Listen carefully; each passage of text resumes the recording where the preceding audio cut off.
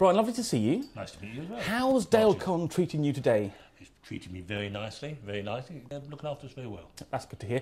Of course, Rochdale, a far cry from alien planets. It is from Endor. Yes, indeed. A bit different, yes. Obviously, you're most famous for your role in Return of the Jedi. Yeah, I was an Ewok and a Jawa. Oh, I didn't know you were a Jawa as well. Yeah. Oh, so that was in the first Star Wars? It was in the first Star Wars, but we also made an appearance in the third Star Wars. Oh, very good. In Jabba the Hutt's palace. Oh, of course you did, yes indeed. Yeah. That's probably one of the most iconic scenes in the whole Star Wars saga, isn't it, that one? And I had to look after a four-stroke dog thing. Uh-huh.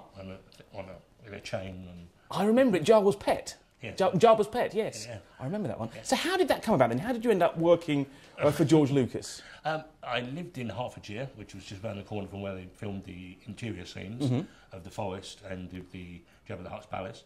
And there was an advert in my local paper for people under 4'6".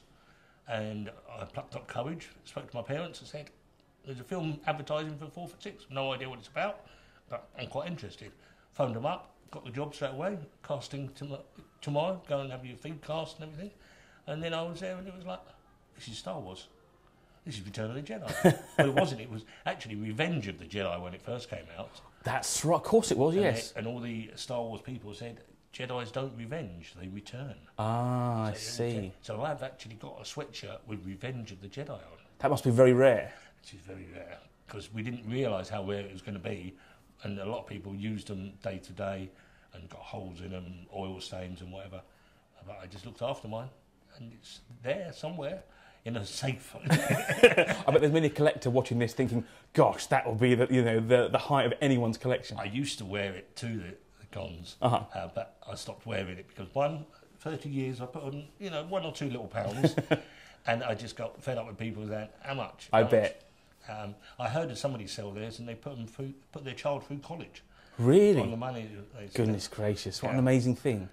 Pension. Yeah, well, quite. And so they changed the name of the film at the last minute, obviously, because for stuff like that to have already been produced. Yeah. All the posters, all the letter headings we got, it all had Revenge of the Jedi on. And then they suddenly just changed it. Fancy that. Before the film came out, but yeah. Sure. So tell me about being on Endor then. What a miraculous journey then, just to see an advert in the paper and then suddenly be on an alien planet. Tell me about that. The 80 foot up in the air we filmed it. Really? Yeah, and we had to get a lift up there. And we were dressed as Ewoks, as you say. We had foam like that all over our body and fur over the top of that. And our eyes were like ping pong balls, and they kept getting condensation on it, so we couldn't see. So they tried drilling holes in them. Well, they weren't on our heads, obviously. And there was about 40 or 50 of us. And the first ones had their head on, and by the time the last ones were having their heads on, the first ones were tired and worn out already. Gosh. And how long was the filming days? So being in that kind of costume, 80 foot up in the air, for hours on end, presumably? For a regular working day.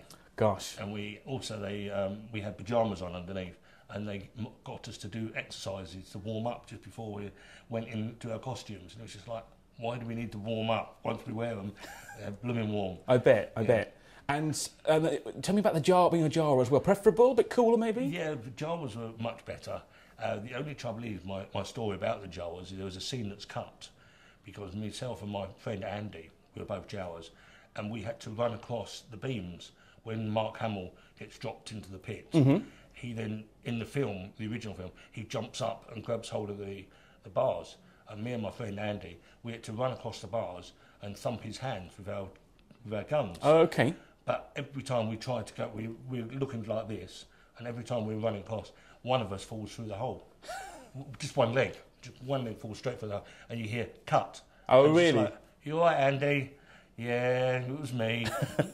And the scene never made it into the scene. Oh, no, after all that? But I've got the pictures, because somebody took a picture of it on set, and I've actually got a picture of me and Andy running across these bars.